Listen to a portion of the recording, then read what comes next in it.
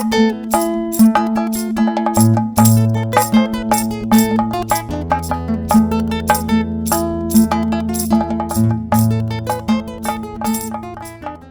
shalom a todos os irmãos que estão presentes, os irmãos que estão em suas casas. Nós vamos fazer hoje novamente o estudo de Atos, depois de 2 meses já. Atos capítulo 16 e capítulo 17. Então vamos lá. Bom, nós terminamos o último estudo ali em Atos 15. Ali aconteceu o Concílio de Jerusalém.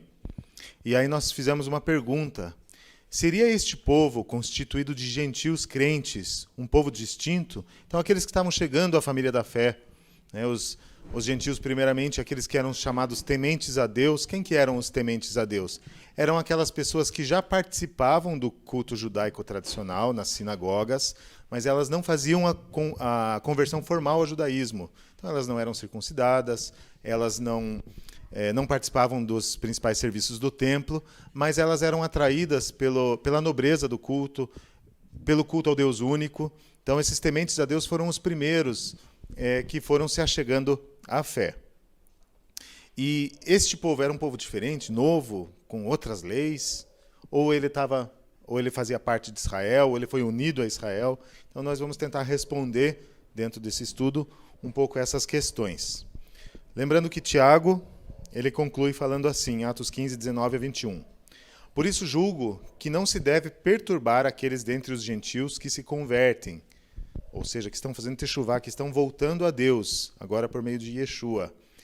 Mas escrever-lhes que se abstenham das contaminações, dos ídolos, da fornicação, do que é sufocado e do sangue. Então, aí já estava sendo dada a Torá. Em parte estava dentro porque isso era a base da lei noética, né? Ali para a família de Noé foram dadas 7 leis, mais ou menos, e 4 delas estão aqui. Então, foi uma resolução que os apóstolos tiveram, que pareceu bem a eles e também pareceu bem ao Espírito Santo, ao Ruach, né? Naquele momento, de não colocar um jugo pesado sobre os gentios que estavam entrando na família da fé. E aí, Tiago conclui que Moisés, desde os tempos antigos, tem em cada cidade quem o pregue. A cada sábado é lido nas sinagogas. Então, com o tempo, os gentios poderiam aprender mais e se aprofundar mais na palavra. Lembrando que eles estavam vindo, geralmente, do paganismo, vindo de adoração a vários deuses e não tinham referências, diferentemente do apóstolo Paulo, Tiago, Pedro e todo aquele contingente judaico crente em Yeshua. Lembrando que o Rabino Shulam, ele falou assim, como nós terminamos o último estudo, não coloque obstáculos no caminho dos gentios, se referindo a esse texto de Atos 15, não coloque obstáculos no caminho dos gentios enquanto eles passam pelo processo de sair da idolatria e voltar para Deus. Em vez disso, deixe eles usarem a energia espiritual que possuem no arrependimento.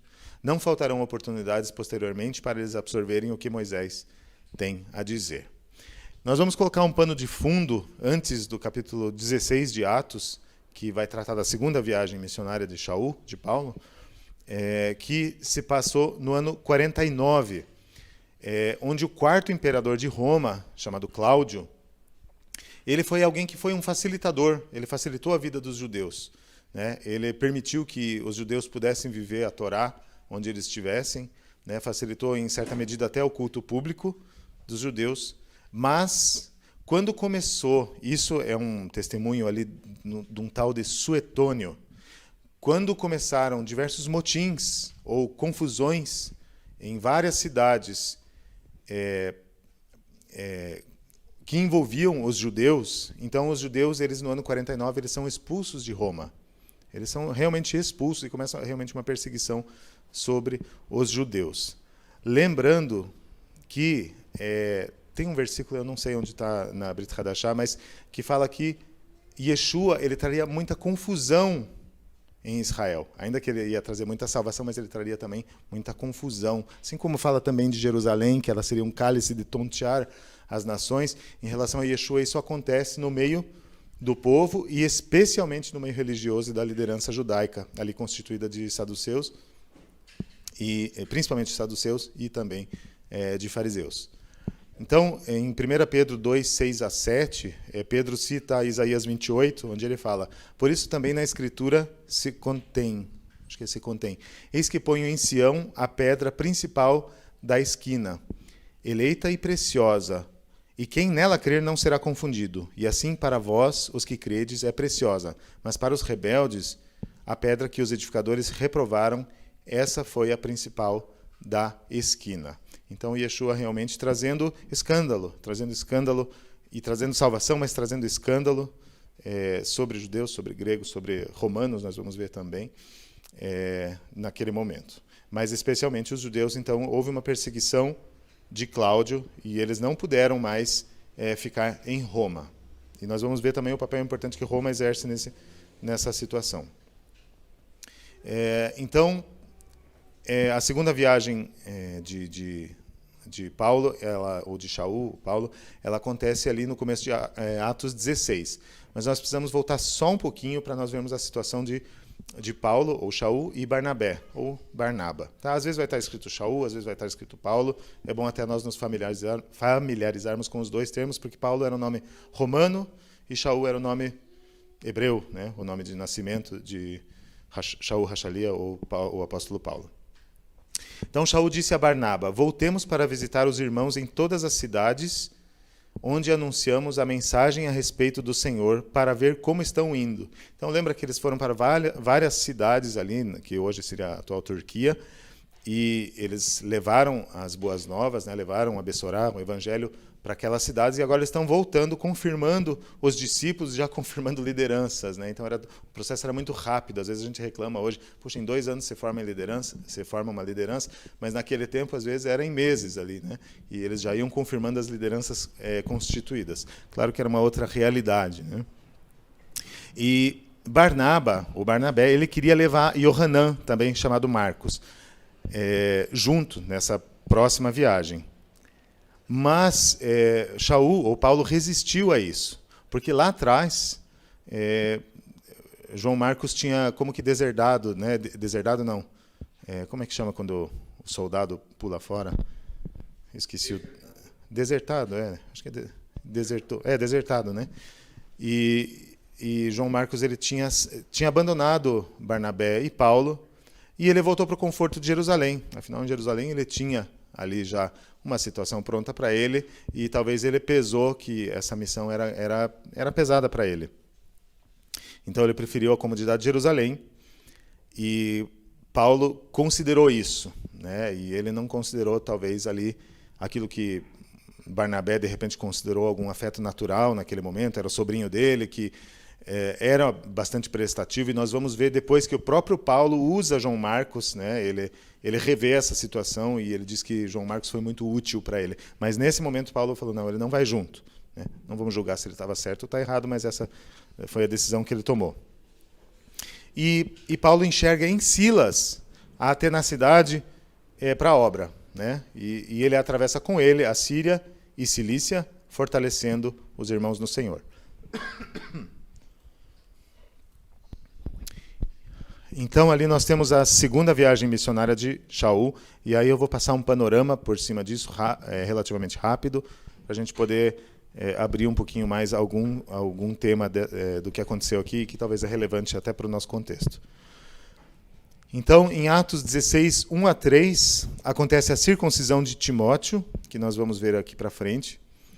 E aí, depois, Paulo, Silas e Timóteo, esse jovem, voltam às cidades evangelizadas e entregam as decisões do Concílio de Jerusalém. Então, tudo que foi decidido lá em Jerusalém agora é levado para as cidades onde tem gentios já, crentes em Yeshua, e então aquelas 4 abstenções que foram decididas ali no Concílio de Jerusalém são levados para todas essas cidades em forma de cartas. Os 3 eles viajam pela Frígia e Galácia. Lucas também está junto, porque ele é o narrador, né, e nós já vamos ver porque ele narra em primeira pessoa. Então não é nem os 3, é os 4, e talvez até tinha mais gente ali no meio. O Espírito de Deus os proíbe de descerem à Ásia. Nesse momento, provavelmente foi que Paulo chegou à Galácia, provavelmente o primeiro momento que ele leva a palavra de salvação a eles, e ela é muito bem recebida, a palavra, né? Em Gálatas 4, Paulo cita, né, como os Gálatas receberam de bom grado a palavra dele e receberam ele como um anjo, né, cita até, né? E depois que entraram outros mestres, né, ali no meio, e quando ele volta para a Galácia, ele vê aquela situação onde há pessoas querendo, mestres que queriam submeter a igreja toda a uma conversão formal ao judaísmo e fazer as coisas à velha maneira. E não era isso que Paulo queria, e não era a visão que Deus tinha dado a ele também. Então eles vão para Troade. Lá Paulo tem uma visão à noite, onde um homem da Macedônia ele pede ajuda. Ele conclui que é uma oportunidade de levar a boa nova para lá. Então ele vai para Troade, depois Samotrácia, Neápolis e Filipos. Filipos era uma colônia romana. Na cidade de Filipos, em um Shabat, na cidade de Filipos, em um Shabat, eles vão a um minyan. O David Stern descreve como minyan, que seria, para você formar uma sinagoga, você precisa de um quórum ali de 10 pessoas. Então, nesse tempo, provavelmente, debaixo de uma perseguição de Cláudio, havia poucos judeus em Roma, e nas colônias romanas, provavelmente também. Então, ali tinha gente à beira de um rio, num quórum pequeno de pessoas ali num grupo de oração, né? Tinham mulheres ali orando, e dentre essas mulheres havia uma mulher chamada Lídia, que era vendedora de púrpura de Tiatira. Eu acho que muitos já ouviram falar dela, e ela vai ser muito importante nessa situação para Paulo, inclusive hospedando eles. Antes disso, ela é batizada, junto com a sua família, ela crê na palavra, né? E ela inclusive hospeda Paulo e Silas e provavelmente mais aquele contingente que estava com eles.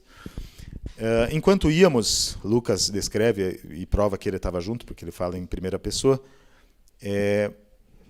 enquanto íamos a mais um minyan, ali em Atos 16, 16 e 17, Paulo e Silas expulsam um espírito imundo de uma escrava que predizia o futuro.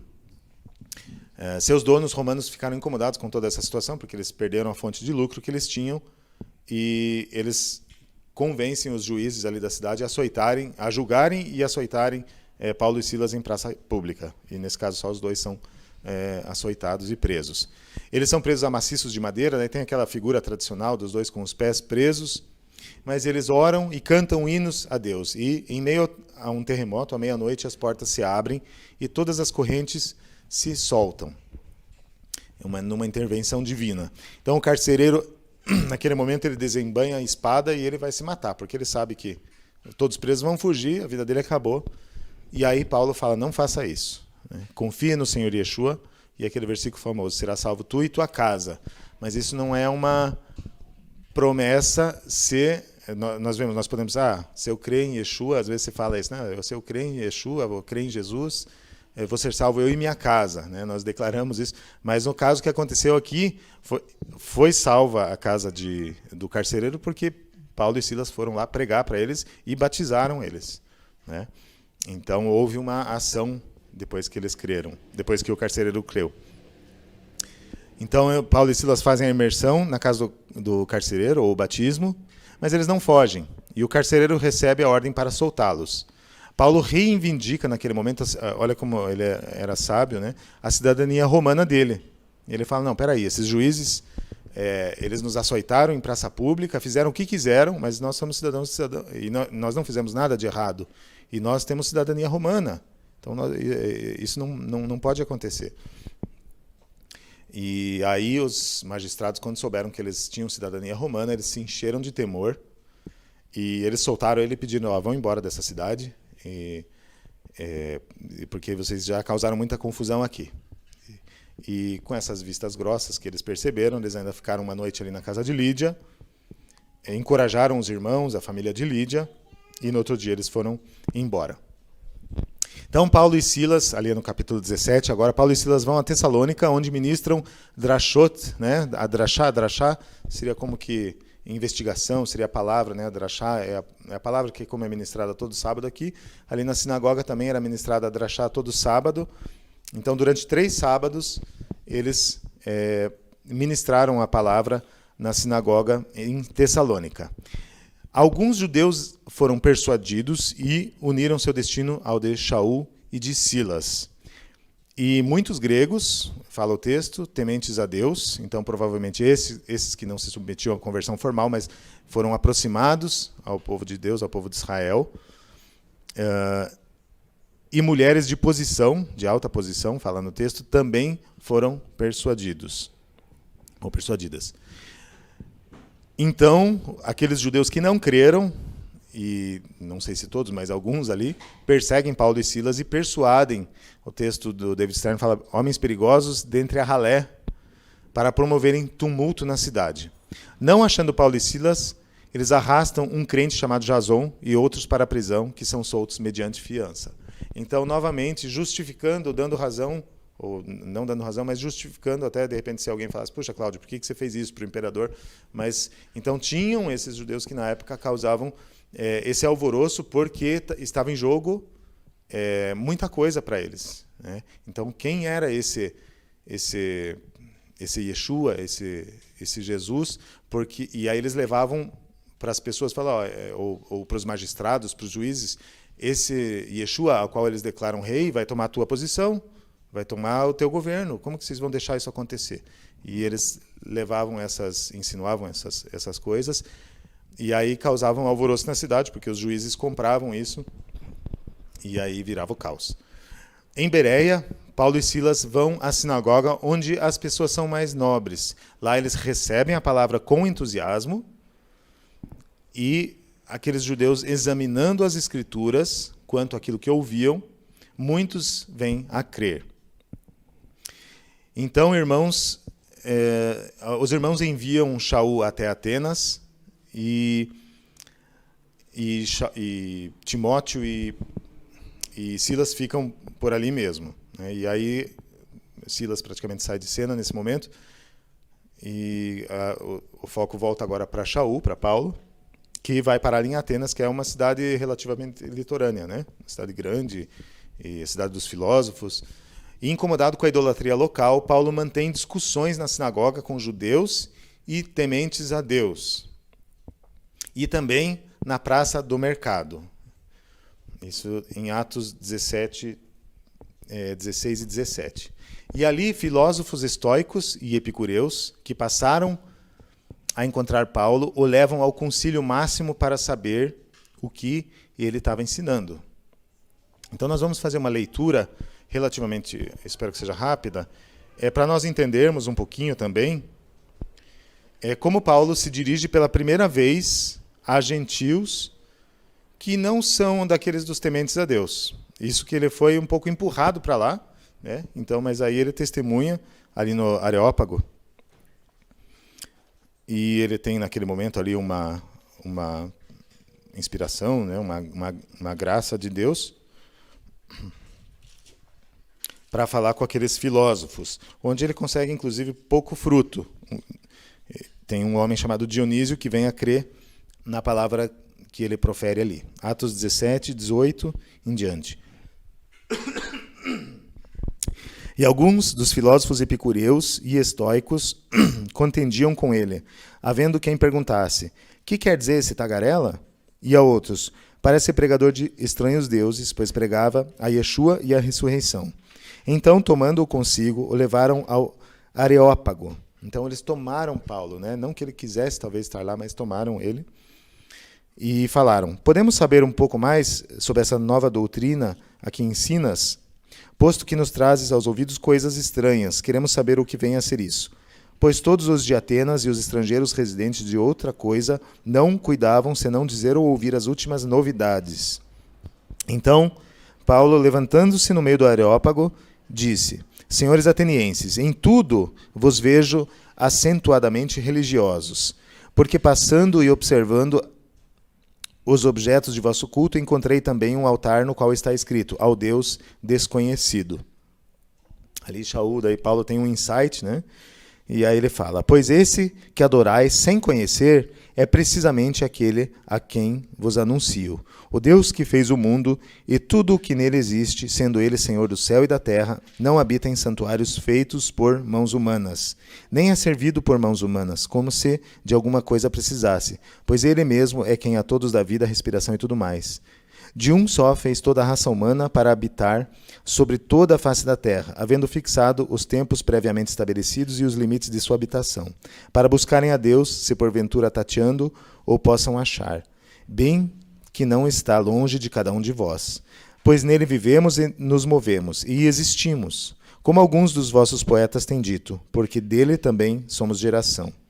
Sendo, pois, geração de Deus, não devemos pensar que a divindade é semelhante ao ouro, à prata ou à pedra, trabalhados pela arte e a imaginação do homem. Ora, não levou Deus em conta os tempos da ignorância, agora, porém, notifica aos homens que todos em toda parte se arrependam, porquanto estabeleceu um dia em que há de julgar o mundo com justiça por meio de um varão que destinou e acreditou diante de todos, ressuscitando-o dentre os mortos. Quando ouviram falar de ressurreição dos mortos, uns escarneceram e outros disseram: a respeito disso te ouviremos noutra ocasião. E ali depois, esse homem Dionísio e uma Areopagita, uma mulher chamada... Aliás, Dionísio o Areopagita e uma mulher chamada Dâmaris creram. E com eles outros mais. Eu não tinha visto esse detalhe, então tem mais gente que creu ali. Então nós vemos que ele faz um grande discurso chamando aqueles homens ao arrependimento e à fé em Yeshua e no Deus único. Depois, Shaul deixa Atenas e vai a Corinto, onde encontra um judeu chamado Áquila e sua esposa Priscila, que foram expulsos de Roma depois do decreto de Cláudio. Então, esse decreto que nós falamos, que era o pano de fundo, que fez o número de judeus diminuir bastante, principalmente em Roma, nas colônias romanas. Agora nós vamos voltar, então, ao começo ali de Atos 16. Nós fizemos uma visão panorâmica rápida de Atos 16 e 17. Então, Shaul desceu a lista onde havia um talmide, discípulo, chamado Timóteo. Ele era filho de uma judia que confiava em Yeshua e seu pai era grego. Então, Shaul desejava que Timóteo o acompanhasse. Então, ele já gostou de Timóteo, né? Ele viu nele uma pessoa que podia ajudá-lo muito, foi alguém que creu. E, portanto, realizou a sua Brit Milá, por causa dos judeus que viviam naquelas áreas, pois todos sabiam que seu pai era grego. Então, Shaul desejava que Timóteo... esse já estava só destrinchando, então, por causa dos judeus que viviam naquelas áreas. Então, havia o perigo, ainda que Shaul ou Paulo fosse o apóstolo dos gentios, ele é chamado apóstolo dos gentios, mas ele sempre seguia o princípio de levar sempre antes a palavra, primeiro ao judeu, depois também ao grego, representado pelas nações. E havia o perigo de se transmitir uma ideia errada sobre as boas novas em Yeshua, como se elas estivessem em oposição à Torá ou mesmo ao judaísmo. Então era uma espera daqueles que estavam ali, daqueles judeus, que eles sabiam que Timóteo era filho de mãe judia e que ele era um Yehudim, que ele era um judeu, mas ele não havia sido circuncidado. Né? O pai dele não havia circuncidado, é possível que talvez ele tenha falecido. A gente não sabe, né? Então, Paulo realiza a circuncisão ali de Timóteo. Em 2 Timóteo 1,5, Shaul fala a Timóteo assim: trazendo à memória a fé não fingida que em ti há, a qual habitou primeiro em tua avó Lóide e em tua mãe Eunice, e estou certo de que também habita em ti. Eu vou trazer um pouco, existe uma discussão, né, quem que é judeu, se é filho de pai judeu, de mãe judia. Segundo Números 1:2, a descendência ela é patriarcal. Né? Mas o historiador Lawrence Schiffman ele declara que a descendência matrilinear já era um fato no judaísmo desde a metade do século V. Isso ocorreu por causa de Esdras 10:2 e 3, onde havia um pacto para expulsar as mulheres estrangeiras. Ali os rabinos tomaram por norma que filhos de pais judeus e mães gentias são gentios, que a lealdade de uma criança é determinada pela mãe. Como o pai estava geralmente mais distante, se o pai fosse judeu e a mãe gentia, por a mãe ter mais contato com o filho, ela acabava não passando a Torá para os filhos. Quando era o contrário, não. A mãe judia, ela sempre acabava passando. Então, eles fizeram uma regra hoje que permanece no judaísmo até hoje, mas nesses tempos já acontecia. E Timóteo, de fato, tinha mãe judia e o pai grego. Aí eu vou abrir um parênteses, falando um pouquinho sobre Pedro e Paulo, né? Kefa e Shaul.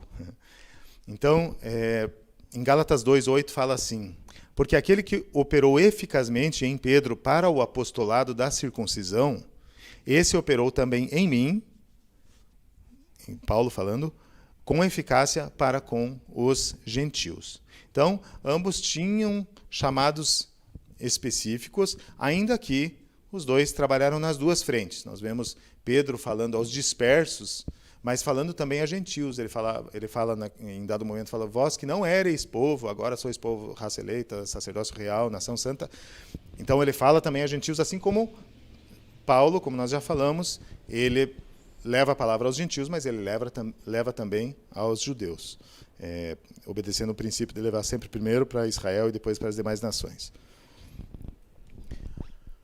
Então, Paulo, as boas novas e o povo judeu. Nós precisamos abrir o nosso coração para entender que Paulo foi o apóstolo dos gentios. Ao mais erudito dos judeus, foi dado a incumbência de levar as boas novas às nações e a facilitar a entrada dos mesmos a este maravilhoso plano de salvação, que, por sinal, não era uma espera dos gentios, era uma espera judaica, porque os gentios não estavam esperando o Salvador, o povo judeu, sim. Então, Romanos 11:13 fala assim: porque convosco falo, gentios, que enquanto for apóstolo dos gentios, exalto o meu ministério. Então, existe uma proeminência, das cartas de Paulo, e ele se exaltava no seu ministério. Na verdade, não é nem de se exaltar, mas ele sabia da importância que tinha, porque ele sabia que Deus tinha dado isso para ele, e ele precisava cumprir. E ai dele se ele não cumprisse. 2 Timóteo 1:11 fala: para o que fui constituído pregador e apóstolo e doutor dos gentios. É marcante esse termo, doutor dos gentios. Então, ele traz essa nova forma de apresentar a palavra. Porque o judeu, ele olhava para um gentil, ele já olhava: puxa, ele não cumpre isso, não. Esse é um pagão, não quero nem muita conversa. E Paulo não. Paulo, ele trazia a boa nova e depois ele poderia aprender a Torá. Ele não colocava empecilhos, nem barreiras, e ele tinha isso muito claro. Ele muito rápido ele teve essa percepção e esse entendimento no Senhor. Pedro tenta explicar a Paulo. Ele fala assim: que possais receber a salvação assim como nosso amado irmão Paulo. Ele escreve do mesmo modo em todas as suas epístolas, discorrendo nelas sobre esses assuntos, nas quais existem trechos difíceis de entender. Então, quem fala que Paulo é fácil, tem alguma coisa errada aí, porque tem realmente trechos difíceis, e se você quer conciliar, quando você vai lá estudar, esmiuçar ali, que nem o Gustavo fala, você frita os miolos, porque realmente tem coisas que são difíceis de você conciliar, tem termos, tem coisas que a própria cristandade ela tentou chegar a um termo, mas pela falta de contexto ela falhou, então nós temos que tentar entender as escrituras de um ponto de vista judaico para nós tentarmos entender muitas vezes o que Paulo quer dizer, enxergar Paulo como um judeu, que trazia toda essa bagagem e legado. Então existem trechos difíceis de entender, os quais são distorcidos pelos ignorantes e insensatos. Quem que é o ignorante? Ignorante é aquele que ignora, aquele que fala: não, isso não me interessa, o que importa é a minha salvação, o que importa não quero esmiuçar isso. E aí você faz a visão que você quer, do apóstolo Paulo ou da própria palavra de Deus. Mas se nós temos compromisso, então nós temos que tentar entender a palavra e entendê-la no seu contexto. Porque senão nós vamos dar margem a alegorias infindáveis e criar expectativas que nem Deus tem de nós, ou entrarmos numa presunção. Isso aconteceu bastante, Então, trechos difíceis de entender, os quais são distorcidos pelos ignorantes ignorantes e insensatos, como fazem também com as demais escrituras, para a própria destruição deles. Então nós começamos a ver ali que existe um ambiente desfavorável aos judeus crentes. Já existe um ambiente desfavorável aos judeus, que são perseguidos naquele momento, né? Todos os judeus são perseguidos por causa de alguns que faziam os motins ali, que eram, né, aquela classe religiosa super mega zelosa, ultra power, e que estava vendo aquilo que eram as garantias dela indo por água abaixo. Né? Quem que é esse Yeshua? Né? E daí estavam causando essas sedições e esses motins. E Paulo, sendo apóstolo e doutor dos gentios, exaltava seu ministério, que também consistia em se fazer tudo para com todos. Hoje nós ouvimos muito, mas meu ministério é esse. Né? Tem gente que fala, meu ministério é um ministério itinerante. Eu estou em todas as igrejas. Né? O Gustavo tem quase esse ministério, né, Gustavo? Não, o Gustavo serve aqui, mas o Gustavo tem trânsito sempre, né, com vários irmãos, isso é muito bom. Mas tem gente que não para em lugar nenhum, né? Está sempre, né, o Senhor quer nos edificar numa igreja local, num local para que nós possamos dar frutos. E esse se fazer tudo para com todos, uma coisa é o apóstolo Paulo que tinha identidade, que tinha referência, que sabia quem era. Outra coisa é uma pessoa que ainda não tem isso e fala, não, eu me faço tudo para com todos, mas você vai ser levado em dado momento a um momento de fraqueza, porque você precisa de identidade. Né? Então, Shaul, ou Paulo, ele tinha a Torá como referência e aí ele podia se fazer tudo para com todos. Eu lembro de uma história do Rabino Marcelo, que ele fala, eu vou falar aqui porque ele já falou ao vivo. Ele foi convidado lá para comer, iam fazer uma homenagem para ele, e aí trouxeram lá um balde lá de camarão para ele. Ele não comia camarão, mas naquele momento, para não escandalizar, e tinham mobilizado toda uma situação, ele comeu camarão. Mas ele tinha referência. Ele tinha referência. Agora, quando você não tem a referência, como que você vai se fazer tudo para com todos? E aí você corre facilmente, principalmente os mais fracos, você corre o risco de ser assimilado. E é interessante que o povo judeu, quando Yeshua fala, nós até falei isso ontem, mas vou repetir, quando Yeshua fala que não se põe uma luz num lugar baixo, mas se põe essa luz num lugar alto, para que todos vejam, ele está citando Deuteronômio 6, 4 a 9. Né? Que como que a família de Deus ia ser conhecida na terra? Através da distinção. E esse é um chamado para os cristãos e para os judeus. Né? Pela distinção, nós somos diferentes. Quando vocês perguntarem por que vocês não correm desenfreadamente como o mundo corre, é porque você é um povo distinto. E o cristão foi chamado também a ser distinto.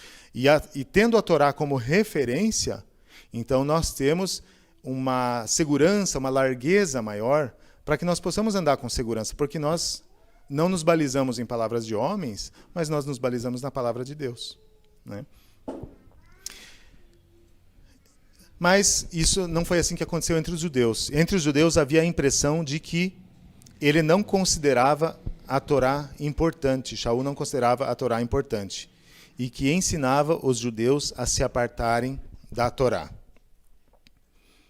Esses dias eu li um texto, até comentei com o Gustavo, né, que um pastor, ele escreveu que quando Paulo repreende a Pedro, por causa de um momento ali que Pedro ele usa de hipocrisia, né, então ele fala que Paulo estava sentado ali com os discípulos, comendo um torresminho, e aí Pedro chegou e viu aquilo e se escandalizou. Né? Com qual liberdade um pastor pode falar isso? Né? Isso está errado. Você não pode tomar essas liberdades. Né? Então nós temos que ter buscar uma segurança no texto e não inventar moda segundo os nossos achismos. Né? Porque o próprio Paulo fala que quanto à lei ele era irrepreensível. Então jamais ele faria isso. Né? Às vezes nós vemos... bom, não vou entrar, senão posso errar. Indo um pouquinho para frente, Atos 21... Nós estamos ali em capítulo 17, nós vamos um pouco para frente. Então, Paulo relatava aos apóstolos emissários em Jerusalém o que Deus estava fazendo entre os gentios. Né? Então, ele falou as maravilhas que Deus estava fazendo entre os gentios e a igreja, o corpo ali de Jerusalém, porque eles estavam em Jerusalém, se alegra, né, com as maravilhas que ele está fazendo. E Tiago fala, e ouvindo eles glorificaram ao Senhor, né? Eu não sei se é exatamente Tiago que fala, mas é bem possível. E disse, bem vês, irmãos, quantos milhares de habitantes de Judá há que creem, e todos são zeladores ou zelosos da Torá. Mas eles ouviram falar a teu respeito, e que você está ensinando aos judeus que vivem entre os gentios a apostatar de Moisés, fazendo-lhes que não realizem mais a circuncisão em seus filhos e não sigam as tradições. Então botei ali uma figurinha assim do adversário ali, meio oculto, porque é esse trabalho oculto que ele faz na mente, né? Ele estava lançando setas já estava lançando setas ali na mente do judeu e depois na mente do cristão, porque o cristão também pensa que nem o judeu tem que se circuncidar hoje, né? O cristão, o gentil, nós sabemos que ele não é chamado, ele entra no pacto, ele não precisa circuncidar, mas o judeu, isso permanece para o judeu, e o judeu, ele continua circuncidando, e isso é agradável a Deus, ainda que não basta uma circuncisão externa, se não houver a circuncisão do coração. Essa sim é exigida do gentil e do judeu, ou do judeu e do gentil. Então, Tiago aconselha Paulo a participar de um voto com 4 judeus crentes que estavam nesse corpo aí, que estavam meio... Poxa, o que está acontecendo? O homem está pregando contra a Torá? E aí Tiago fala, e eles vão saber, se você fizer esse voto com eles, que não há verdade nos rumores ouvidos a seu respeito. Ao contrário, saberão que você se pauta pela Torá, que a tua referência é a Torá, como é a nossa também. Então, assim como Tiago, a mensagem da restauração é também de sermos facilitadores. Ali não é assim como Tiago, mas ali é Paulo. Assim como Paulo, ele foi um facilitador para os gentios, a mensagem da restauração é que nós sejamos facilitadores para o povo judeu, né? Nos mantendo na palavra de Deus, mas sendo facilitadores para que eles reconheçam o seu próprio Messias, que é Yeshua HaMashiach. Outras defesas de Paulo sobre a ideia errada que afirmavam dele. Mas confesso-te isto, que conforme aquele caminho que chamam seita, assim sirvo ao Deus de nossos pais, crendo em tudo quanto está escrito na lei e nos profetas. Atos 24:14. Quanto a mim, sou judeu, nascido em Tarso da Cilícia, aí é uma defesa que ele está fazendo perante, não sei se é Agripa, tem que ir para o texto depois. Quanto a mim, sou judeu, nascido em Tarso da Cilícia, e nesta cidade criado aos pés de Gamaliel, instruído conforme a verdade da lei de nossos pais, zelador de Deus, como todos vós hoje sois.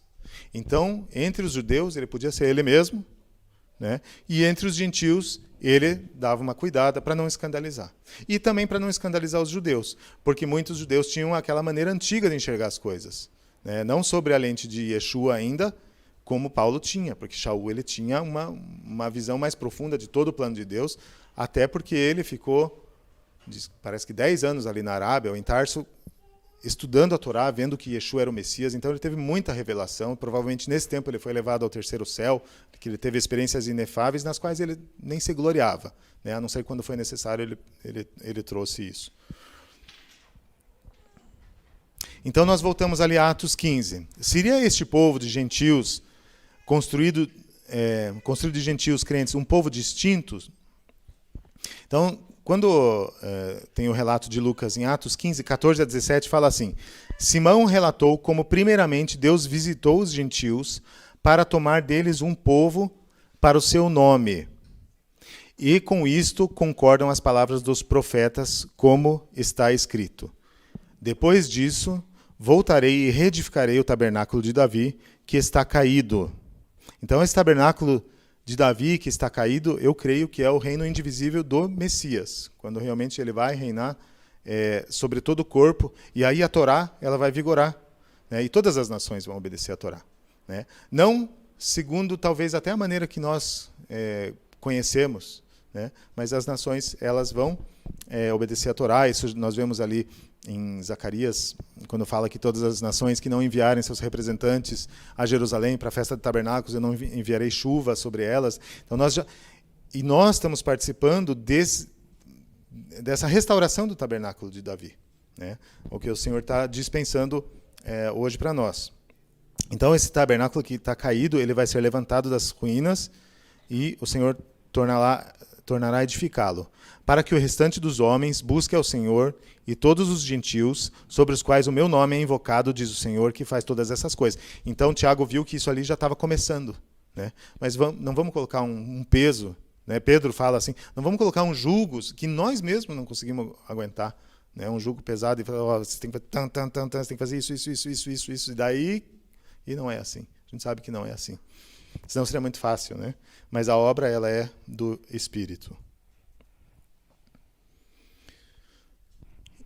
O ministério proeminente de Paulo, mais a liberdade que os gentios foram chamados a caminhar, lembramos que essa liberdade se dava em um contexto de Torá, em Atos 15, poderia dar margem para que os gentios caminhassem sozinhos, como um povo distinto de Israel. Um povo, nós não temos nada a ver com esse povo.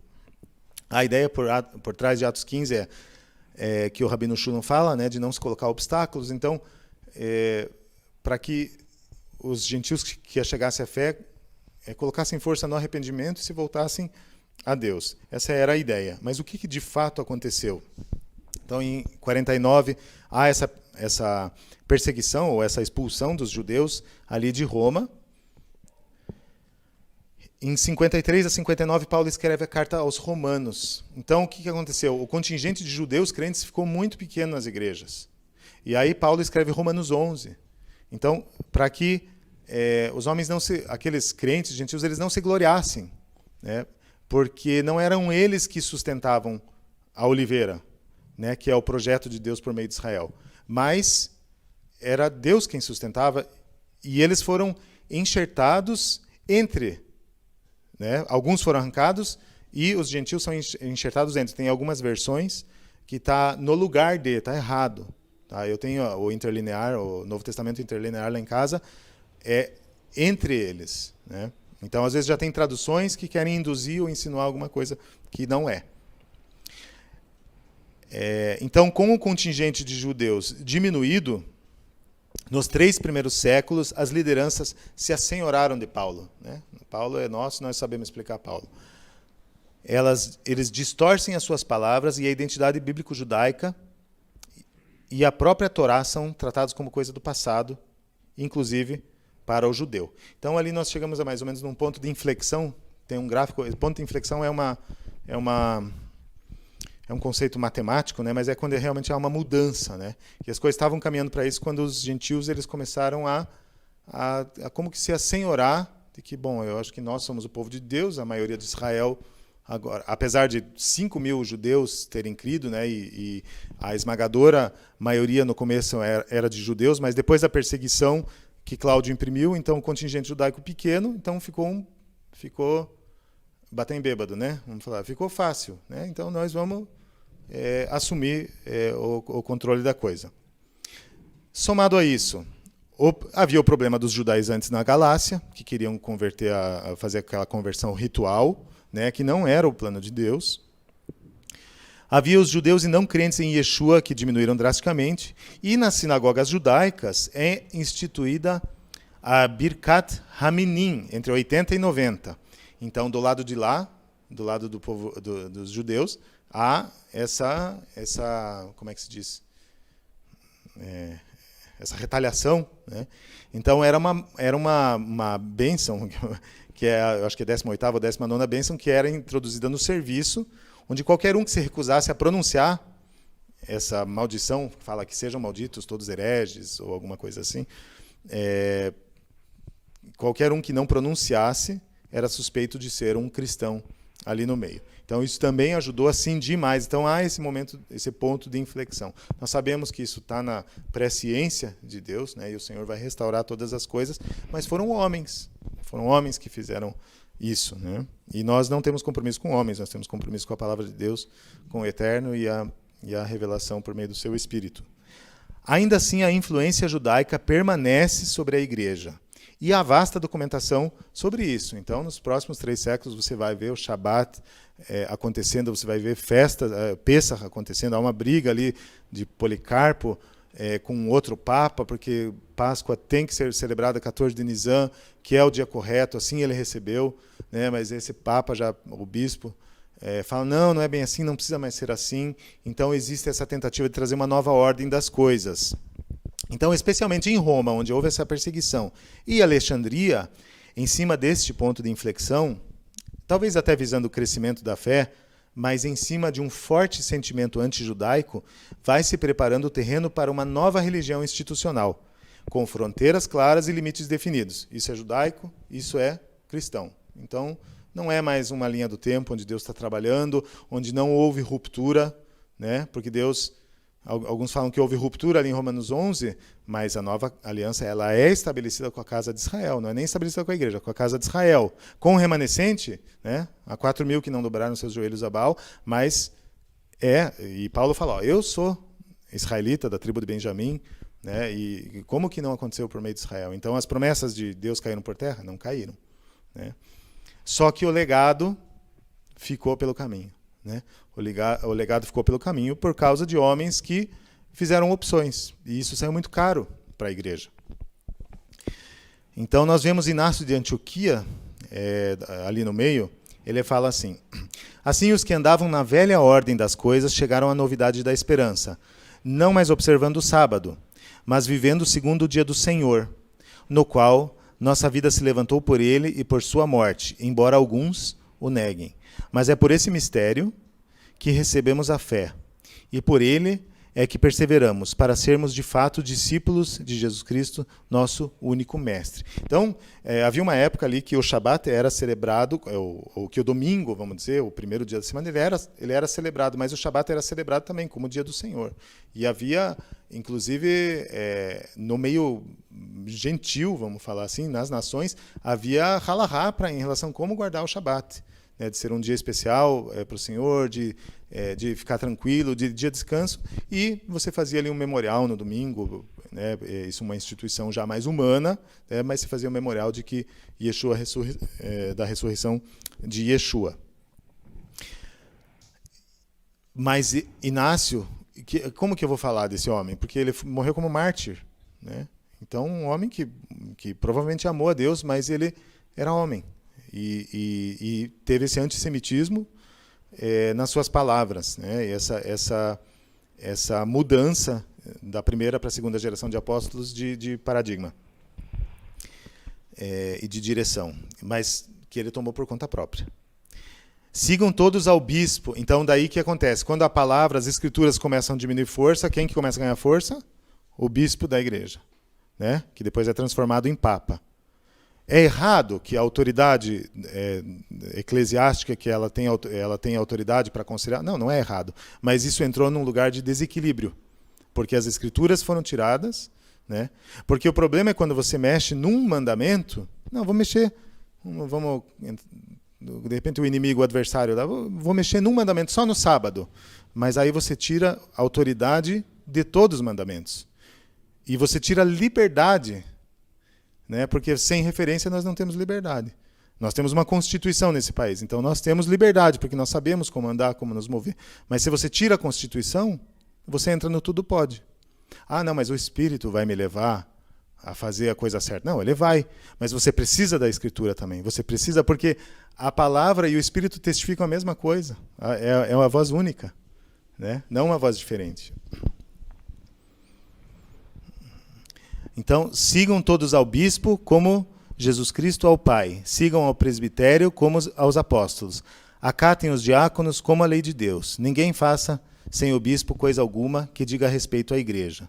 Por legítima seja tida tão somente a Eucaristia, e aí ele discorre. Mas então ele tira o papel das escrituras, de forma sutil, né, com palavras bonitas, e ele coloca a autoridade sobre o bispo da igreja, e a igreja entra só em 800 ou 1000 anos de trevas, né?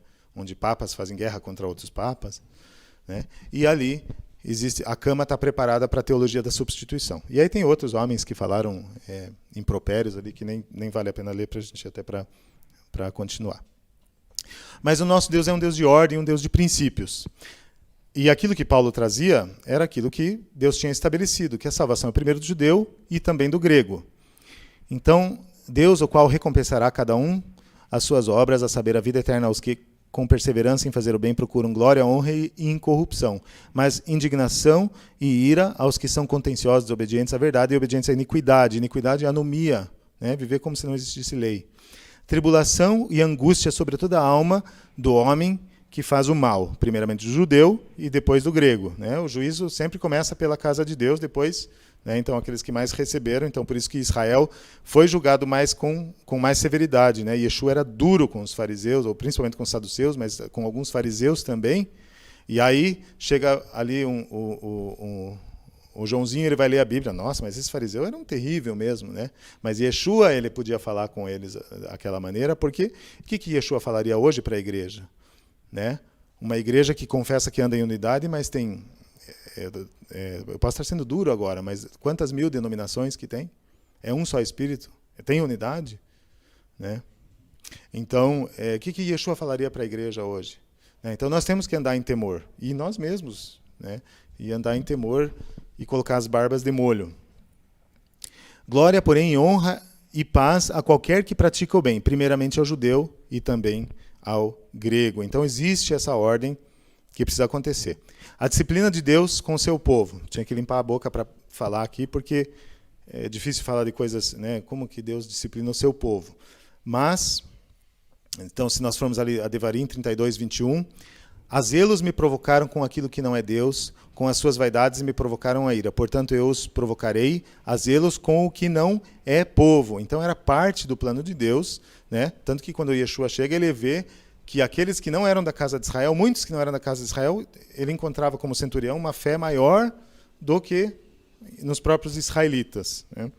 Aqueles que estavam esperando o Messias, às vezes falhavam, e aqueles que não estavam esperando, ele encontrou muitas vezes maior disposição no coração. Principalmente na classe religiosa, né? Não é o caso de Simeão, de Ana, de Paulo, de todos aqueles judeus que creram, mas daqueles que não creram. Fui buscado dos que não perguntavam por mim. Fui achado daqueles que não me buscavam. A uma nação que não se chamava do meu nome, eu disse, eis-me aqui. Eis-me aqui, estendi as minhas mãos o dia todo a um povo rebelde que anda por caminho que não é bom, após os seus pensamentos. Porque se deveras cumprires esta palavra, entrarão pelas portas dessa casa os 6 que se assentarão em lugar de Davi sobre o seu trono, andando em carros e montados em cavalos, eles e os meus servos e o seu povo. Mas, em Jeremias 22, mas se não derdes ouvidos a estas palavras, por mim mesmo tenho jurado, diz o Senhor, que esta casa se tornará em assolação. Então, todos aqueles que estavam cumprindo sinceramente a Torá, eles eram para reconhecer o Messias, porque ele era a esperança falada na Torá. Mas aqueles que não estavam cumprindo, eles fizeram com que a própria religião ali de Israel, física, ela se tornasse em assolação. Em Mateus 23, 38 e 39, Yeshua fala, eis que a vossa casa vai ficar-vos deserta, porque eu vos digo que desde agora não me vereis mais, até que digas bendito o que vem, em nome do Senhor. Baruch haba Beshem Adonai. Nós sabemos que isso vai acontecer, assim como Yeshua falou, que os últimos serão os primeiros. Quem que eram os últimos? Ali eram as nações, né? Nações pagãs, e os judeus ficariam por último. E isso, na linha do tempo, vai acontecer. Né? E Paulo nos diz que isso, a salvação dos judeus é a plenitude dos gentios, a ressurreição dos mortos. Né? Vivemos, então, o tempo da disciplina de Deus com o seu povo, e cairão ao fio da espada, e para todas as nações serão levados cativos. Jerusalém será pisada pelos gentios, até que os tempos dos gentios se completem. Lucas 21, 24, Yeshua que falou. Romanos 11, 17 e 18. E aí que nós chegamos naquele versículo que nós falamos. Se alguns dos ramos foram quebrados e tu, oliveira braba, foste enxertado no meio deles, foste enxertado entre eles e feito participante da raiz e da seiva da oliveira. Não te glories contra os ramos. E se contra eles te gloriares, não és tu que sustentas a raiz, mas a raiz a ti. Então, se alguém poderia reivindicar algum protagonismo, como o Pedro fala, são os israelitas. Porque o plano sempre se dá por meio de Israel. Né? Mas a teologia da substituição, ela ganhou muita força ali no primeiro e segundo século. ela é o que ela é? É uma interpretação cristã que vê a relação de Deus com os cristãos como sendo ou a substituição ou a realização da promessa feita aos judeus ou aos israelitas. Mas nunca houve lugar para uma nova religião, ruptura ou substituição. Os crentes judeus e os crentes gentios são a continuidade do mover de Deus através da revelação de seu Filho, Yeshua, a palavra viva, a Torá viva.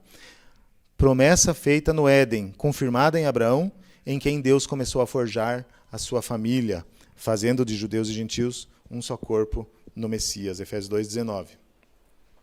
Então, a verdadeira teologia bíblica, o corpo de Cristo precisa entender que, assim diz o Senhor, que dá o sol para a luz do dia e as ordenanças da lua, e das estrelas para a luz da noite que agita o mar, bramando as suas ondas. O Senhor dos exércitos é o seu nome. Se falharem estas ordenanças diante de mim, diz o Senhor, deixará também a descendência de Israel de ser uma nação diante de mim para sempre. Então, o plano de Deus com Israel, ele não caiu por terra, e nenhuma palavra do Senhor cai por terra, né? Então, no projeto de Deus, o gentil que recebe a Yeshua não vira judeu, mas se une a uma história que já existia antes. Quando eu recebo Yeshua, eu recebo passado, presente e futuro. Isso nos traz plenitude, né? Isso é socorro para nós, é segurança, né? Por isso, na linha do tempo, Israel continua sendo a nossa referência para o seu agir, ainda que a nação, em geral, esteja na disciplina de Deus. Mas o que nós faremos? Então, temamos nós, porque nós fazemos parte desse plano e nós podemos ser arrancados também. A restauração do corpo profético da igreja, hoje está cheio de escola de profeta, né? Todo mundo aprendendo a profetizar, a ter uma sensibilidade maior no espírito, mas cadê o corpo profético da igreja falando que tem compromisso com as profecias das Escrituras, como Paulo, Tiago tinham? Tiago citando Amós, Paulo. Se você for ver muitos versículos que eu coloquei aqui, você pode encontrar no Novo Testamento, mas eles estão na primeira aliança, porque era a base profética deles, né? Então, a restauração do corpo profético da igreja precisa desse entendimento. O ensino bíblico precisa voltar a ter o projeto de Deus como referência, né? Hoje a referência está na salvação individual, né? Em muitas coisas. Mas nós precisamos voltar ao projeto de Deus, porque entrar no projeto de Deus, a gente pensa, não, mas o que isso tem a ver? Eu faço serviço social na favela, eu levo Jesus para o perdido, mas você também precisa disso. Todos crentes precisam desse entendimento, porque isso não quer dizer que todos agora vão vir a uma sinagoga. Nós sabemos que essa casa tem um serviço especial com Israel e com o povo judeu, mas nós entendermos que os mandamentos não foram abrogados, que eles estão de pé, que eles são bênção, que eles são liberdade para nós, e nos abençoam, e os mandamentos de Deus, como João diz, não são pesados, né? Entender que toda a Torá e os profetas são indispensáveis para conhecermos a vontade de Deus, para capacitar o homem a andar em justiça mediante o seu espírito, né? Então, Paulo fala a Timóteo, né, que era um judeu, um jovem judeu, ele falava que a palavra de Deus é apta, útil para redarguir em justiça, para corrigir, para instruir em toda a justiça, para que o homem possa caminhar de maneira digna diante do Senhor. Como Mateus Zandona sempre fala, os mandamentos eles não salvam, mas eles nos capacitam a servir a Deus, né? E eles são bênção para a nossa vida. Ok? Então, eu sei que eu abri e entrei nessa situação da restauração, não voltei mais para o texto, mas eu acho que a gente passou Atos 16 e 17, e aí nós só abrimos na situação ali da circuncisão de Timóteo, para entender assim, um princípio ali que está por trás e que às vezes confunde a muitos, né? Não são textos fáceis, claro, nós precisamos nos debruçar, e não sei se eu consegui trazer tudo, nem sei se eu consegui entender tudo, né? Mas o que eu entendi, eu tentei trazer essa manhã. Tá bom? Obrigado.